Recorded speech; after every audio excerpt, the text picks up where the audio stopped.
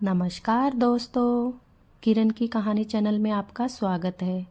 आज की हमारी कहानी है पेंशन का तमाचा। कहानी सुनने से पहले कृपया चैनल को सब्सक्राइब ज़रूर कर लें। आज तो बिजली का बिल भी बहुत ज़्यादा आया है। ऊपर से गोलू का एडमिशन भी कराना है। घर का रेंट, राशन, स्कूल वैन, दूध वाले का बिल, पानी का बिल, न जाने क्या क्या खर्चे खड़े हुए हैं। कैसे होगा सब कुछ। माँ जी, इस बार पापा ने पेंशन के पैसे नहीं दिए हैं। 5 तारीख हो गई है। पापा से कह देना, घर में बहुत खर्चे होते हैं, आज ही पैसे निकाल कर दे दे। पार्वती जी की बहू सोनाली ने उन पर चिल्लाते हुए कहा। बहू, इस बार तुम्हारे पिताजी ने हम दोनों के घूमने के टिकट करवा ली है।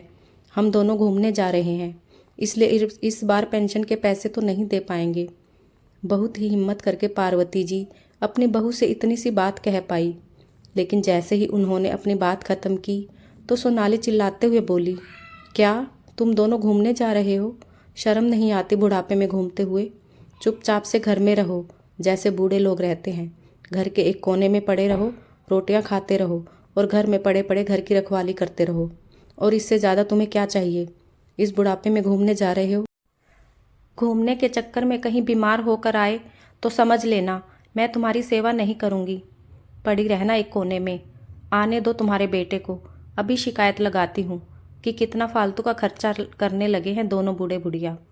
हम दोनों से बिना पूछे तुमने घूमने का प्लान कैसे बनाया और तुम्हारी हिम्मत कैसे हुई घूमने जाने की? बहू की बातों को सुनकर पार्वती जी को समझ आ गया था कि बेटे के आने के बाद घर में अच्छा खासा हंगामा होने वाला है, क्योंकि हमेशा से यही तो होता आया है कि पेंशन के पैसे राम प्रसाद जी को अपनी बहू को देने होते हैं और बहू उन पैसों को अपने हिसाब से खर्च करती है। कितना कहाँ पर खर्च करना है, यहाँ तक कि जिसके पैसे हैं उसको भी कितना खर्च करने के लिए देना है, तिन तिन कर अपने ससुर को पैसे देती है। अगर पार्वती जी का कुछ खरीदने का मन होता है तब भी राम प्रसाद जी अपनी पत्नी को कुछ खरीद कर नहीं दे पाते हैं। एक बार राम प्रसाद जी ने अपनी पत्नी को करवा चौथ पर एक साड़ी लाकर दे दी थी तो बहू ने कहा था, पैसे तो कम है पिताजी, तुमने क्या किया, कहाँ खर्च कर आए हो? बहू, मैंने तुम्हारी सास को करवा चौथ पर एक उसके पसंद की साड़ी लाकर दे दी थी। क्या करें, बहुत दिनों से उसने साड़ी नहीं खरीदी थी।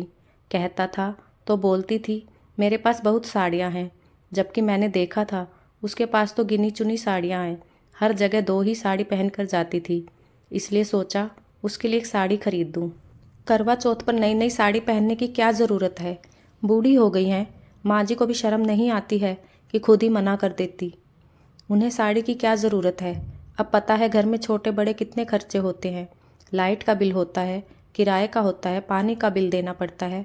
आप लोगों को क्या पता कि शहरों का रहना कैसा होता है। पूरी ज़िंदगी तो गांव में रहे हो।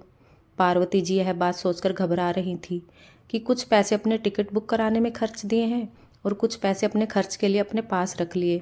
शाम को जैसे ही पार्वती जी का बेटा प्रेम अपने ऑफिस से घर आया, सोनाली ने उसको सब कुछ बता दिया।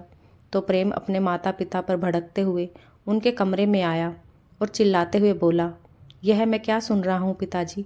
इस महीने की 5 तारीख हो गई है और आपने अपनी पेंशन के पैसे अभी तक निकाल कर नहीं दिए हैं। और तो और सारे पैसे हमसे बिना पूछे खर्च कर दिए। अब बताओ, इस महीने का राशन खर्चा कौन चलाएगा? मैं तो अपने पैसों से आपको 2 रोटियां भी नहीं दूंगा।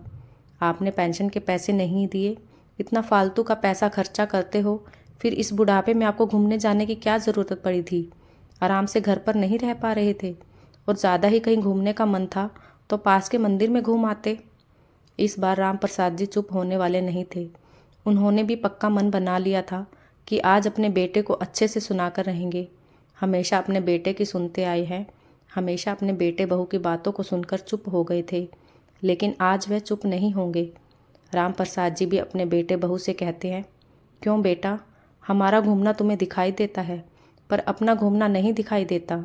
जो हर रविवार को तुम दोनों पिक्चर देखने जाते हो, बाहर ही खाना खाकर आते हो, हम दोनों घर पर ही खिचड़ी बनाकर खाते हैं। हमारी रोटी सब्जी बनाने से तुम्हारे घर के खर्चे बढ़ जाते हैं, लेकिन तुम्हारे बाहर घूमने से, पिक्चर देखने से, बाहर का खाना खाने से खर्चे नहीं बढ़ते हैं। अपने लिए तो खूब खर्च लेते हो, हमारे लिए ज़रा सा भी खर्च हो तुम बताने लगते हो। और भूल गए क्या, अभी 2 महीने पहले ही तुम और सोनाली गोवा घूम कर आए हो, और तुम दोनों और 2 बच्चे, 4 लोगों के हवाई जहाज़ की टिकट का कितना खर्चा आता है ये जानते भी हो। तुम साल में 4 बार बाहर घूमने जाते हो, हमने तो तुम्हें कभी नहीं रोक टोक की। तुम कहाँ जा रहे हो, क्यों जा रहे हो, इतने पैसे क्यों खर्च कर रहे हो, फिर आज ज़रा सा पैसे खर्च करके हम घूमने जा रहे हैं तो तुम्हें इतनी तकलीफ़ क्यों हो रही है। पिताजी, मैं आपसे पैसे मांग कर खर्च नहीं करता हूँ, अपने पैसे खुद कमाता हूँ और अपने पैसे से घूमने जाता हूँ। दमकते हुए प्रेम ने कहा, तो मैं कौन सा तुमसे मांग रहा हूँ, मैं भी अपने पेंशन के पैसे से ही घूमने जा रहा हूँ, मैंने तो तुमसे मांगे नहीं। पिताजी का जवाब पाकर प्रेम गुस्से से तमतमाता गया। वह माता पिता को हमेशा उसकी बातें सुन कर के चुप कमरे में चले जाते थे, आज उसको इस तरह से सुना रहे हैं, उसे बिल्कुल भी पसंद नहीं आ रहा था। ठीक है पिताजी, अगर आपने घूमने का प्लान बना लिया है तो इतना समझ लीजिए, इस घर में मैं फोकट का आपको नहीं खिलाऊंगा। खर्चे के लिए पैसे दोगे तो ही आपको रोटी बनी हुई मिलेंगी, नहीं तो नहीं मिलेंगी। मेरे पास इतने पैसे नहीं हैं कि मैं आप लोगों को बिठाकर खिलाऊं और ऊपर से आपके घूमने का खर्चा करूं। इतना कहकर बेटा कमरे से निकल गया, लेकिन बहू भी कम नहीं थी। अपनी सास को सुनाती हुई कहती हैं, देख लिया तुम्हारा बेटा कितना दिन भर मेहनत करता है, वह तो तुम्हें दिखाई नहीं देता, पर जरा सा हम घूम आए तो वह तुम लोगों को दिखाई दे रहा है। यह नहीं दिखाई देता कि घर में बहू बेटे हैं, 2-2 नाती पोते हैं, उनके भविष्य के लिए कुछ पैसे बचा कर रखें, खर्च करने में लगे हुए हो। बुढ़ापे में क्या तुम्हारे दिन हैं घूमने के, चुपचाप से घर पर रहो। अगर कहीं बीमार होकर आए तो समझ लेना मैं तो तुम्हारी सेवा नहीं करने वाली हूँ। इतना कहकर बहू भी अपने कमरे में पैर पटकते हुए जाने लगी तो राम प्रसाद जी अपनी बहू से कहने लगे, बेटा घर में रहकर तुम्हारी सास क्या काम नहीं करती, सारे काम तो तुम उससे करवाती हो, क्या तब वह बीमार नहीं पड़ती है। आज घूमने का नाम पर तुम कह रही हो बीमार हो जाएगी। राम प्रसाद जी की बात सुनकर बहू गुस्से में मुंह फुलाकर कमरे से निकल गई। पार्वती जी तो अपने बेटे बहू की बातों को सुनकर एक कोने में बैठी रह गई। उनकी आंखों में आंसू आ गए। उन्हें समझ ही नहीं आ रहा था कि क्या करें। थोड़ी देर बाद पार्वती जी अपने पति से कहती हैं, सुनो जी, हमें लगता है हमें अपने घूमने का प्लान बदल लेना चाहिए, नहीं तो बेटे बहू घर में हमें 2 रोटी भी नहीं देंगे।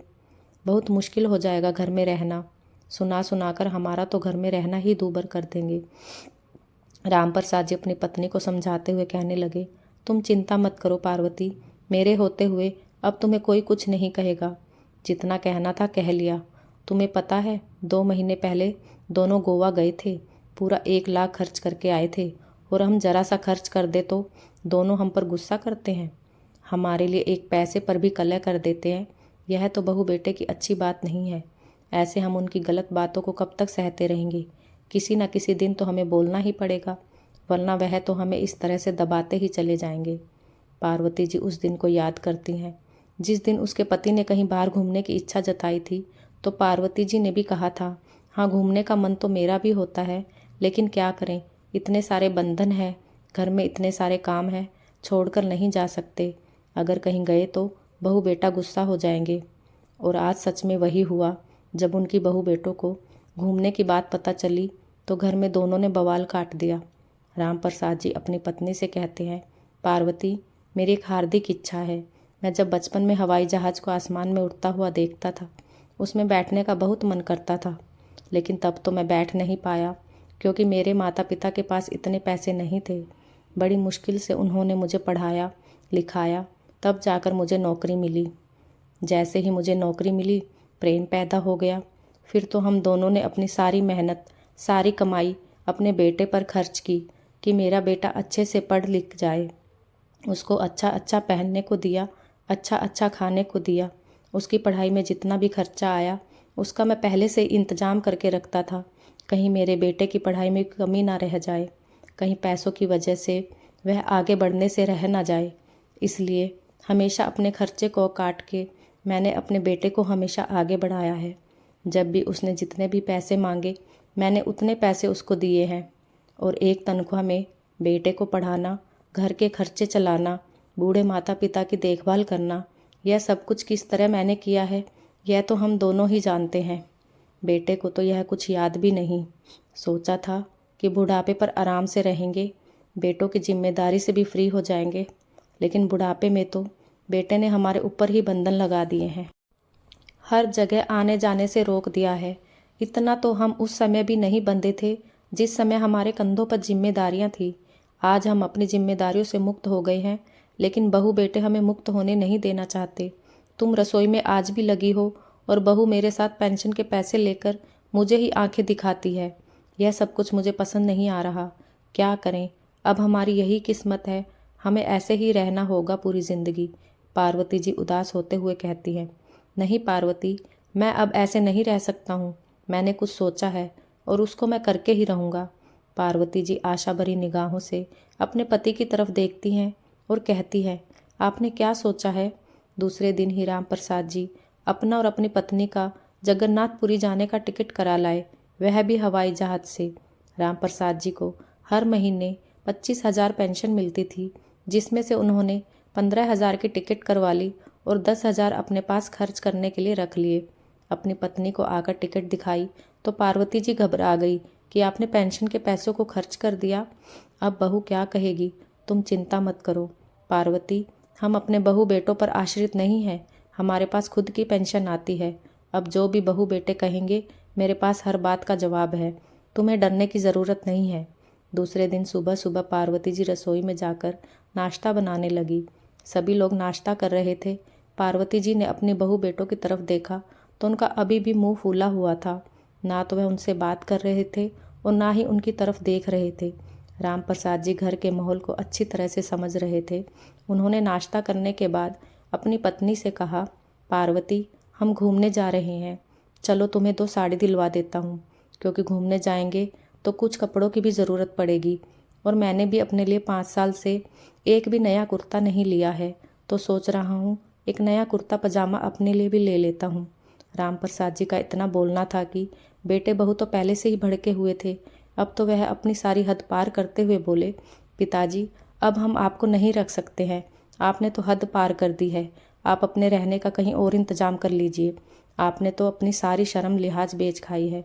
बुढ़ापे पर घूमने जा रहे हो, लेकिन हम सब यह नहीं देख पाएंगे। राम प्रसाद जी अपने बेटे से कहते हैं, बेटा, हम अपना रहने का इंतज़ाम क्यों कर लें? यह हमारा घर है, इसको मैंने बनवाया था, मेरे सारे फंड के पैसे लगे हैं, इस घर का प्लाट भी मैंने खरीदा था, तो इस हिसाब से तो यह घर मेरा है और कानूनी तौर पर भी यह घर मेरा ही है। हम कल ही घूमने के लिए निकल रहे हैं और 10 दिन बाद वापस आएंगे। तब तक हम तुम्हें समय दे रहे हैं कि इस घर को छोड़कर निकल जाना, अपना रहने का कहीं और इंतजाम कर लेना।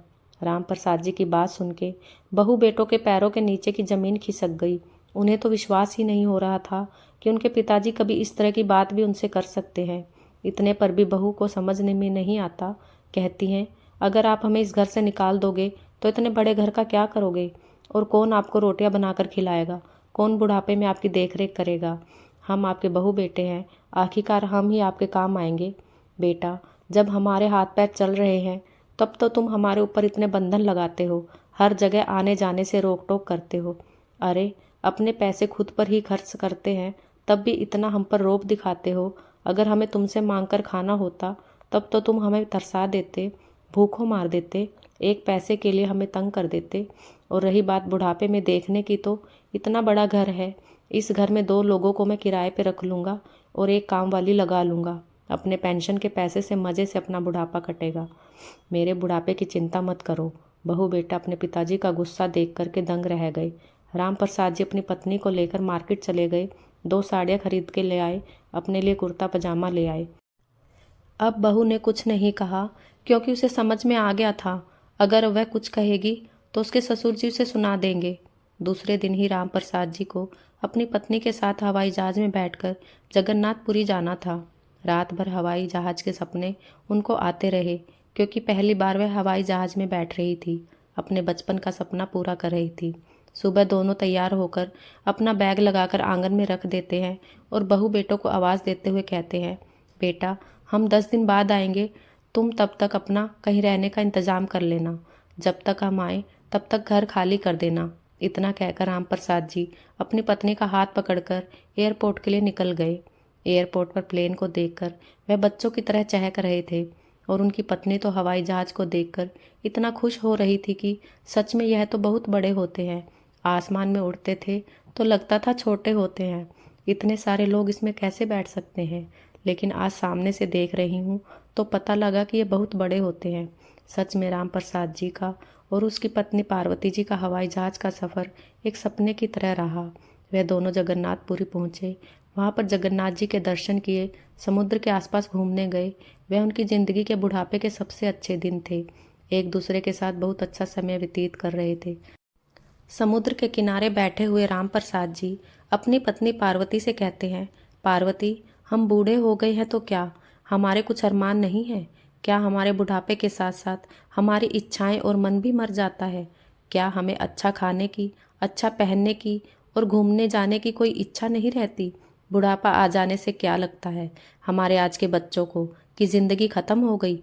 यह तो भगवान का शुक्र है कि हमें पेंशन मिलती है। चलो आज हमने अपने पेंशन के दम पर अपने बच्चों के सामने बोल पाए हैं, लेकिन मुझे तो चिंता उन माता पिता की होती है जो अपना सब कुछ अपने बच्चों पर लुटा देते हैं, बुढ़ापे के लिए अपने पास कुछ भी नहीं रखते हैं। फिर वह बच्चे तो अपने माता पिता को एक एक चीज़ के लिए परेशान कर देते होंगे। कैसे वह अपना बुढ़ापा काटते होंगे। हाँ, आप सही कह रहे हो। आज आपको पेंशन मिल रही है, इसलिए आज आप अपने सपने को पूरा कर पाए हो, वरना जगन्नाथपुरी तो बहुत दूर की बात, हमारा बेटा तो अपने पैसों पर हमें मथुरा वृंदावन भी ना ले जा पाए।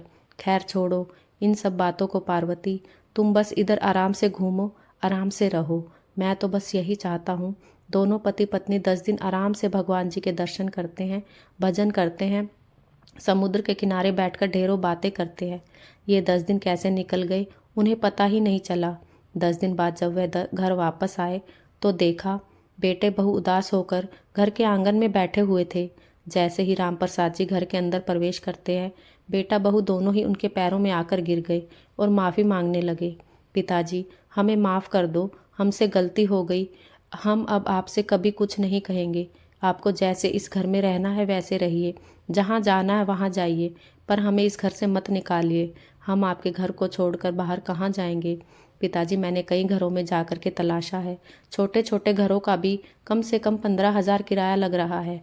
आप ही सोचो, आपका बेटा अपना घर छोड़ के बाहर किराए से रहेगा तो कैसा लगेगा? लोग क्या कहेंगे? सोनाली कहती है, माँ जी, आप ही पिताजी को समझाइए ना कि हमसे इस घर से जाने के लिए ना कहें। अब हम लोग आप लोगों से कुछ नहीं कहेंगे, आप लोग आराम से रहना। क्योंकि सोनाली को भी समझ में आ रहा था इस घर से जाए तो 15,000 का तो किराए का घर ही मिलेगा, ऊपर से जो पिताजी के पेंशन के पैसे आते हैं वह भी उसके हाथ से चले जाएंगे। राम प्रसाद जी को जब समझ में आता है कि उनके बेटे बहू को अकल आ गई है और अब वह उसके बुढ़ापे की ज़िंदगी में दखल अंदाजी नहीं करेंगे, तो वह कहते हैं, ठीक है बेटा, तुम इस घर में रह सकते हो, लेकिन मेरी भी एक शर्त है। मैं अपनी पेंशन तुम्हें पूरे पैसे कभी नहीं दूंगा। घर के राशन का जितना भी खर्चा होता है वह 10,000 में हो जाता है, सिर्फ 10,000 ही दूंगा। 15,000 मैं अपने पास रखूंगा। मेरे भी बुढ़ापे में कुछ खर्चे हैं। अब तो तुम्हारी माँ की दवाइयों का भी खर्चा चलता रहता है, कभी शुगर की दवाइयाँ तो कभी घुटनों के दर्द की दवाइयाँ, और बार बार तुमसे पैसे मांगना मुझे अच्छा नहीं लगता। अपने ही पैसे तुमसे मांगूं यह मुझे मंजूर नहीं। ठीक है पिताजी, आपको जैसा ठीक लगे आप वैसा करो। प्रेम अपनी पत्नी से कहता है, जाओ माँ और पिताजी के लिए चाय बनाकर लाओ, वह थक गए होंगे, उनके पैर भी दबा दो। राम प्रसाद जी मन ही मन मुस्कुराते हैं और सोचते हैं, अगर मैं यह कठोर निर्णय अपने लिए ना लिया होता तो आज बहू बेटे हमें पहले की तरह ही दबा कर रखते, हम उनके सामने कुछ भी नहीं बोल पाते। तो दोस्तों, कभी कभी ज़िंदगी में अपने लिए थोड़े कठोर निर्णय लेने पड़ते हैं, थोड़ा सा स्वार्थी भी बनना पड़ता है। मरते दम तक अपना पैसा किसी को न सौंपे, अपनी ज़िंदगी खुददारी से जिए। दोस्तों, आपको यह कहानी कैसी लगी?